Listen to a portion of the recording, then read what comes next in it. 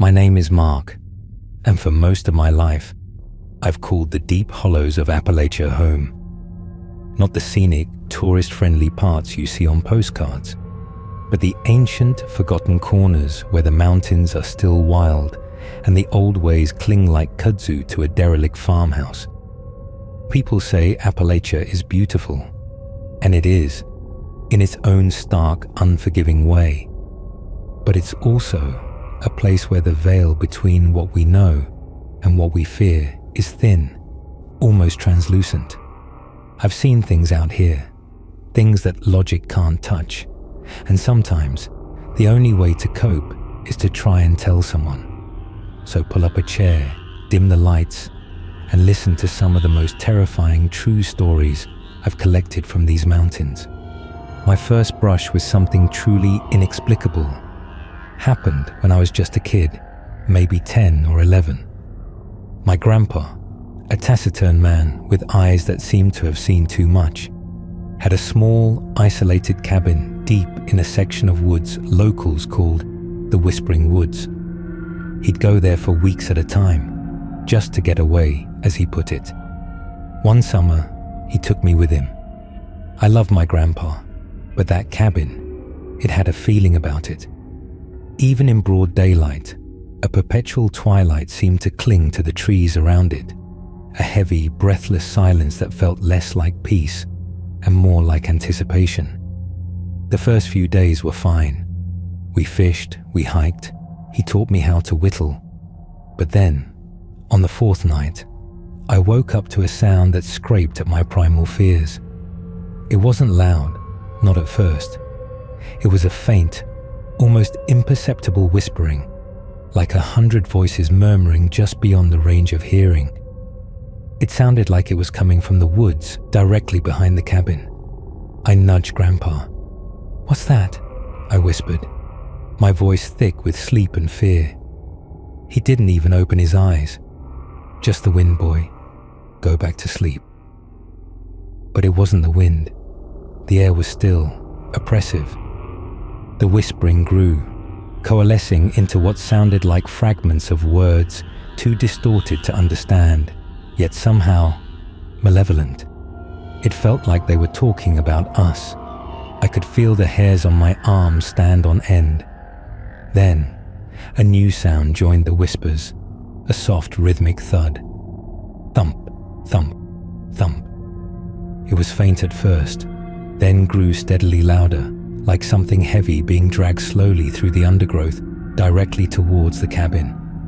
I scrambled out of my bunk and pressed my face against the window, trying to see through the oppressive darkness. The moon was hidden behind thick clouds, and the woods were a black, impenetrable wall. The thumping grew louder, closer, accompanied by a wet, scraping sound. It sounded impossibly large, whatever it was. And the whispers, they were no longer just whispers. They were growing into a guttural, breathy growl, a chorus of inhuman voices that seemed to vibrate in my bones. Then, through a brief break in the clouds, a sliver of moonlight illuminated something in the tree line. It was fleeting, just a glimpse, but it etched itself onto my mind like a brand.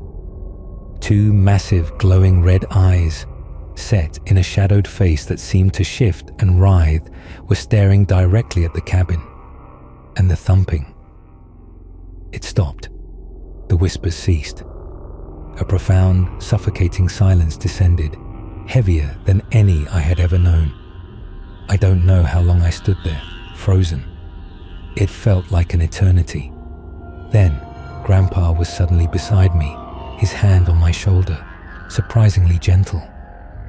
"Didn't I tell you to go back to sleep?" he rumbled, but his voice was tight. He wasn't looking at me. He was staring out the window, his expression grim. He pulled me away from the window, sat me back in my bunk, and without a word, began to hum a low, tuneless melody. He hummed it all night, never stopping, never changing pitch. I didn't sleep a wink. The silence outside was almost worse than the sounds. a predatory stillness that felt like something was waiting just beyond our sight. The next morning, Grandpa packed us up and we left. He never took me back to that cabin, and he never spoke of what we heard or saw that night. But sometimes, when the wind blows just right through the pines, I still hear the faintest echoes of those whispers, and I feel that cold, waiting presence. This next story isn't mine directly, but it comes from a man I trust implicitly, a grizzled old logger named Silas. Silas wasn't prone to exaggeration. He was a man of few words, and even fewer lies. He lived alone in a small, dilapidated cabin even deeper in the mountains than most, accessible only by a winding dirt track that barely qualified as a road. One winter, a particularly brutal storm hit. The snow fell thick and fast, burying everything under feet of white. Silas was snowed in for days, running low on supplies. He was a practical man, not one to let his mind wander. But as the days stretched into a week, the isolation began to wear on him. He started noticing things. It began subtly. The cabin, small as it was, felt vast and empty. The silence was absolute, broken only by the crackle of the wood stove. He'd be sitting by the fire, whittling, and out of the corner of his eye, he'd catch a flicker of movement in the old, ornate mirror that hung on the far wall. Just a shadow, a distortion. He'd look directly, and it would be gone. He put it down to cabin fever, an overworked imagination. But then the reflections started to change. He'd glance in the mirror, and his own reflection would be off. His eyes would seem too dark, too hollow. A faint, almost imperceptible smile would play on its lips, a smile that didn't match his own grim expression. One evening, he was boiling water for coffee, his back to the mirror. He heard a soft sigh directly behind him. He spun around, but there was nothing. He turned back to the stove, and as he poured the coffee, he saw it in the mirror. Not his reflection, not entirely. It was him, yes, but twisted. His face was contorted into a grotesque grimace, eyes wide and bloodshot, a dark, gaping hole where his mouth should be. And from that hole, a silent scream erupted, stretching his features into something monstrous. Silas dropped the coffee pot, scalding his hand. But he didn't care. He stared at the mirror, and the thing in the reflection stared back, its silent scream mocking him. The room felt impossibly cold. He backed away slowly, his heart hammering against his ribs. He didn't take his eyes off the mirror. The monstrous reflection of himself began to twitch, its head slowly tilting to the side, a slow, deliberate movement that spoke of deep, unnatural curiosity. He didn't know what to do. He couldn't look away. It felt like if he broke eye contact, if he so much as blinked, it would shatter the glass and come for him. The silent scream intensified, the reflection's face becoming a raw, exposed wound of terror. Then, from the corner of his vision, he saw something else in the mirror, just behind the twisted reflection of himself. A shadow, impossibly deep, began to coalesce. It was amorphous, shifting, like liquid darkness, and it seemed to be reaching, slowly, deliberately, for the reflected Silas. The reflected Silas, still screaming silently, began to claw at his own face, tearing at his cheeks, pulling at his eyes, as if trying to rip himself free of something. Silas, with a guttural cry, grabbed a hatchet he kept by the door and, without thinking, swung it with all his might at the mirror. The glass shattered with a deafening crack, fragments scattering across the floor like glittering ice. The room immediately felt warmer, lighter. The oppressive cold lifted. Silas stood there, panting, staring at the broken shards. He never put another mirror in his cabin. He rarely spoke of it, But when he did, his voice was hushed, and his eyes would dart around, as if still searching for something lurking in the periphery. He told me it wasn't a reflection mark. It was something wearing my face, something that wanted to get out. There's a local legend about a place called the Hollowed Hill. It's not on any map, but everyone in these parts knows where it is. A small, unassuming hill, overgrown with ancient oaks and choked with thorny brambles. They say it's cursed, that something ancient and hungry lives beneath it. Most people avoid it like the plague. I, being a fool in my younger days, decided to investigate. It was a clear, moonless night. I had my hunting rifle, a powerful flashlight, and a healthy dose of skepticism. The air was still, heavy with the scent of damp earth and decaying leaves. As I approached the hill, the usual night sounds of the woods, crickets, rustling leaves, distant animal calls, slowly faded, replaced by an unsettling quiet.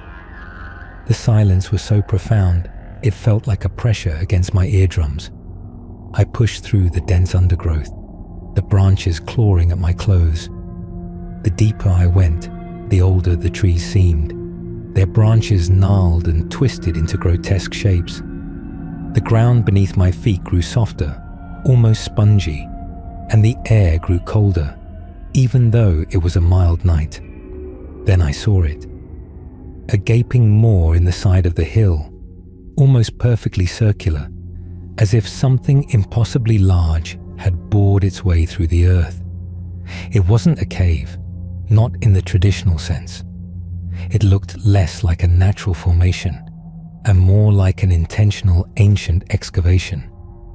A profound, inky blackness swallowed the light from my powerful flashlight. The air emanating from it was frigid, carrying with it a faint, almost metallic odor, like old blood and rust. I hesitated. Every fiber of my being screamed at me to turn back, to run. But morbid curiosity, that insidious whisper of the unknown, pushed me forward. I took a deep breath and stepped inside. The darkness was absolute. My flashlight beam was useless, swallowed by the void. I fumbled for my phone, thinking perhaps its screen could provide some ambient light, but it felt cold, dead in my hand. No signal, no power, nothing. The metallic smell grew stronger, mixed with something else, something fetid and sweet, like rotting meat and ancient dust. I felt the uneven ground beneath my boots, smooth and cold in some places, rough and jagged in others. I took a step and then another, my hand outstretched, feeling my way through the suffocating black. The air grew heavier, pressing down on me. I could hear my own ragged breathing, loud and desperate in the echoing silence. Then, a sound. Not a loud sound, but one that filled the silence with a chilling dread. A faint, distant scraping, like something long and sharp dragging across stone. It seemed to come from deeper within the hill, from somewhere I couldn't perceive. It was slow, deliberate, and it seemed to be getting closer. Scrape, scrape, scrape.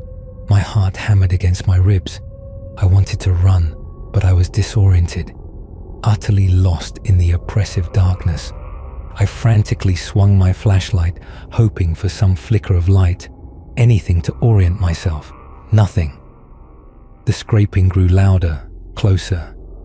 Now it was accompanied by a wet, sucking sound, like something being dragged through thick mud. And then, a new sound, one that froze the blood in my veins. A low, guttural chuffing, like a massive beast breathing slowly, deeply.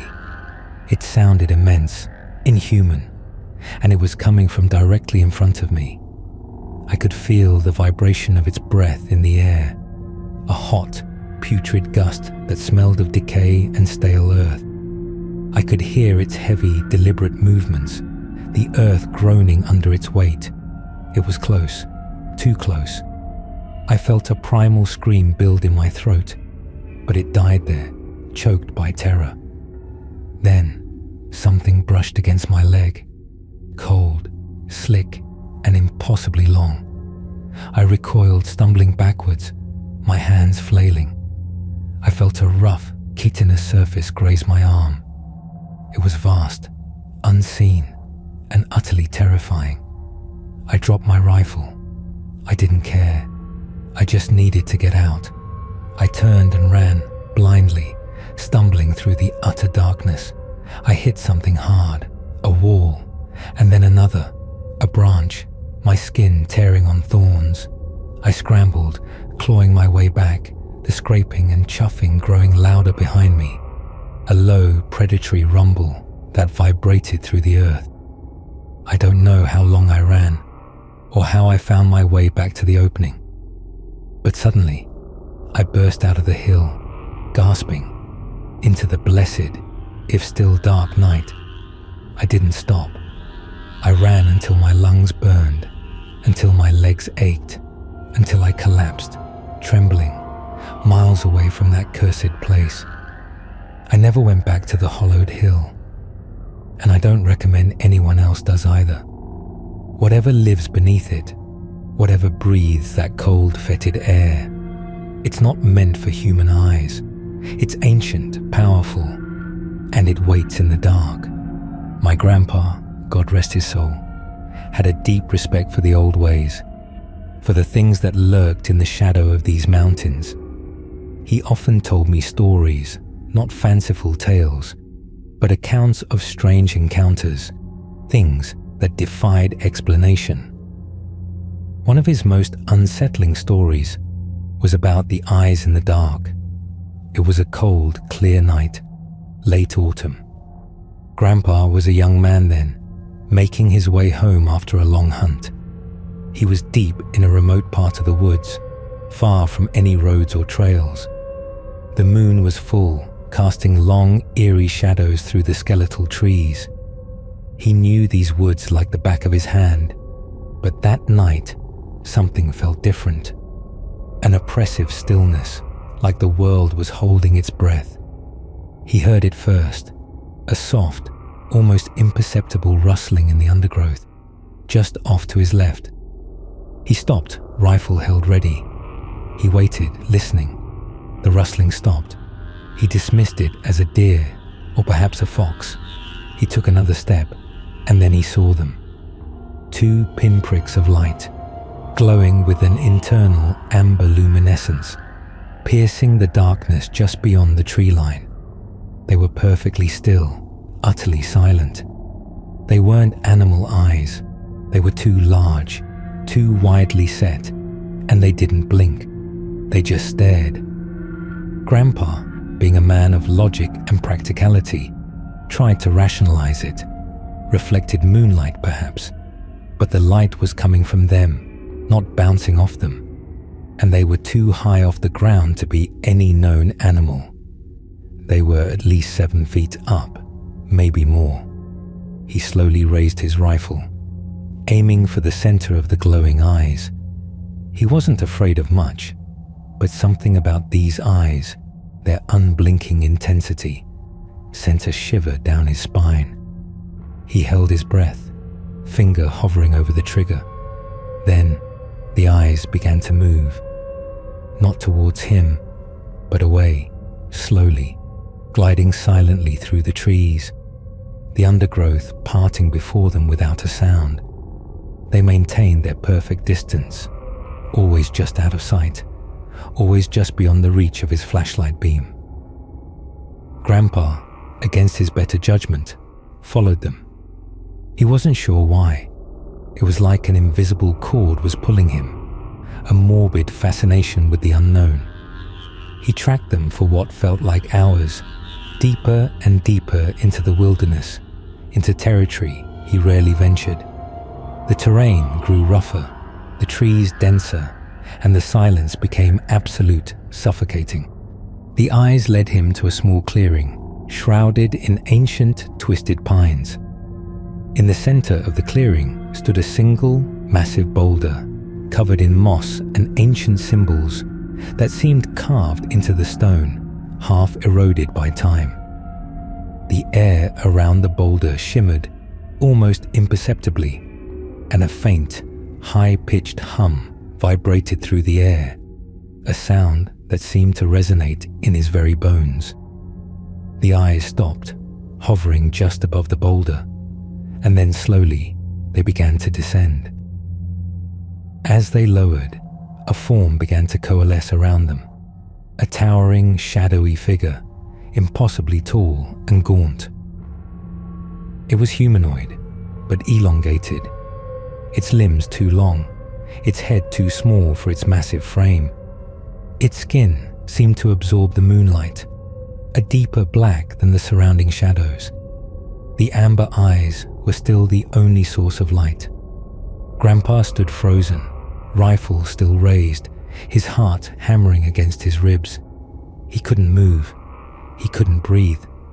The creature, whatever it was fully formed now, standing silently over the boulder. It was inspecting the carvings, its head tilted, as if in contemplation. It radiated an aura of immense age, of something profoundly alien and utterly indifferent to human existence. Then, slowly, its head turned. Those amber eyes, which had been fixed on the boulder, now slowly swiveled and locked onto Grandpa. The high-pitched hum intensified, piercing his ears, making his teeth ache. He felt a profound sense of despair wash over him, an existential dread that seemed to drain the warmth from his body. It wasn't hostile, not overtly. It was something worse. It was a complete and utter lack of recognition, as if he were less than an ant, an irrelevant speck in its vast, ancient existence.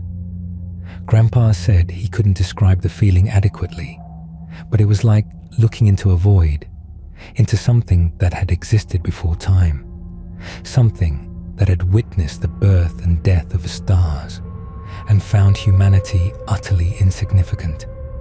He didn't know how long he stood there, paralyzed by that gaze. It felt like an eternity. Then, slowly, almost imperceptibly, the figure began to dissipate, its form dissolving back into the shadows, until only the two amber eyes remained. They lingered for a moment, still fixed on him. Then slowly, majestically, they ascended into the sky, shrinking into two distant pinpricks of light before vanishing altogether. Grandpa told me he walked home that night in a daze. He never spoke of it to anyone else, not for decades. He said it changed him. He never looked at the woods the same way again. He knew then that there were things in these mountains that were older than time, things that moved among us unseen, things that didn't care about us, but could, with a mere glance, strip away everything you thought you knew about your place in the world. He said, "Some things are best left unknown, Mark. Some things, they ain't meant for our minds to comprehend." The abandoned coal mines in these mountains are like open wounds on the landscape. They're dangerous, unstable, and full of methane gas. But sometimes, a curious kid will venture in, looking for trouble. A few years ago, my cousin Jesse and his two friends, Dwayne and Billy, thought it would be a thrill to explore one of the older, deeper mines, one that had been sealed off for decades. They found a way in, a collapsed section of a forgotten ventilation shaft.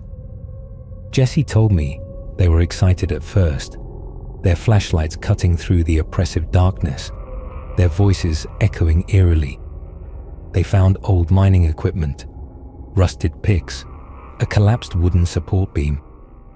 The air was thick with the scent of damp earth and something else, something metallic and acrid. They went deeper than they intended, following a particularly stable shaft that seemed to lead further and further into the mountain's guts. After about an hour of walking, Their flashlights, which had been strong and steady, began to flicker. They tried shaking them, tapping them, but the light was dying. Panic began to set in. They had no idea how far they'd gone, or how to get back. Then they heard it. A faint, almost imperceptible sound, like tiny children whispering. It seemed to come from deeper within the mine, further down the shaft. At first, they thought it was their imagination, amplified by fear and the oppressive silence. But then it grew clearer, more distinct. It was the sound of children, giggling softly, interspersed with low, mournful cries. Jesse said it wasn't the sound that was terrifying, it was the context. They were miles underground, in an abandoned, sealed-off mine. There were no children down there. They froze, their dwindling flashlight beams dancing nervously in the suffocating darkness. The giggling intensified, sounding closer now, accompanied by what sounded like tiny footsteps, pattering softly on the uneven ground. It was like a dozen unseen children were playing a macabre game of hide and seek in the endless blackness.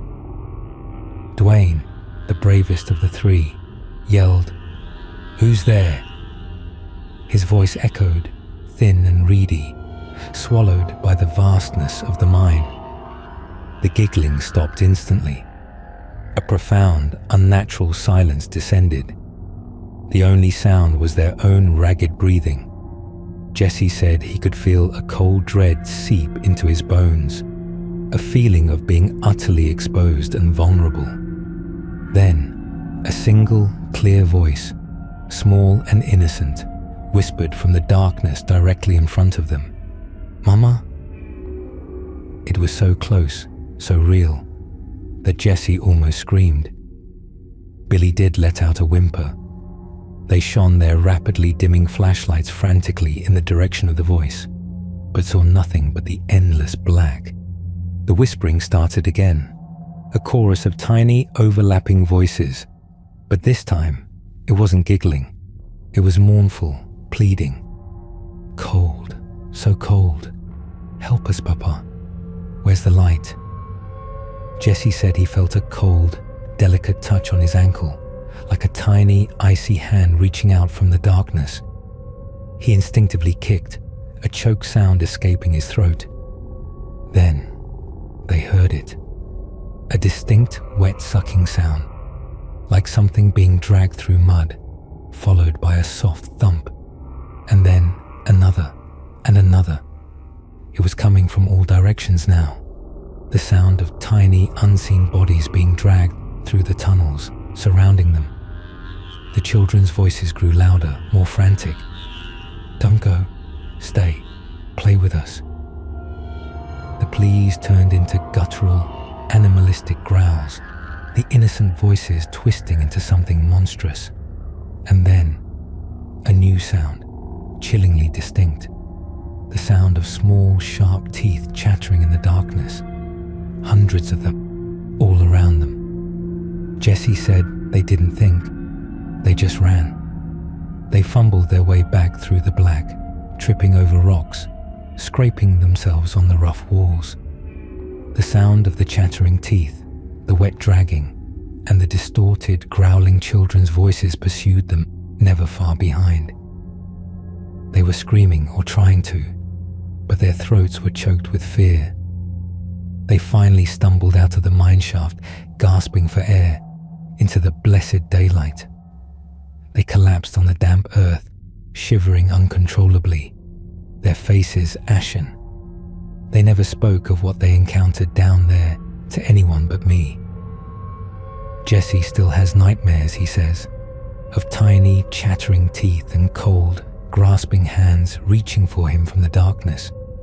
He swears, with every fiber of his being, that they were the lost souls of children, twisted by years of darkness and isolation into something malevolent, something that craved warmth and life.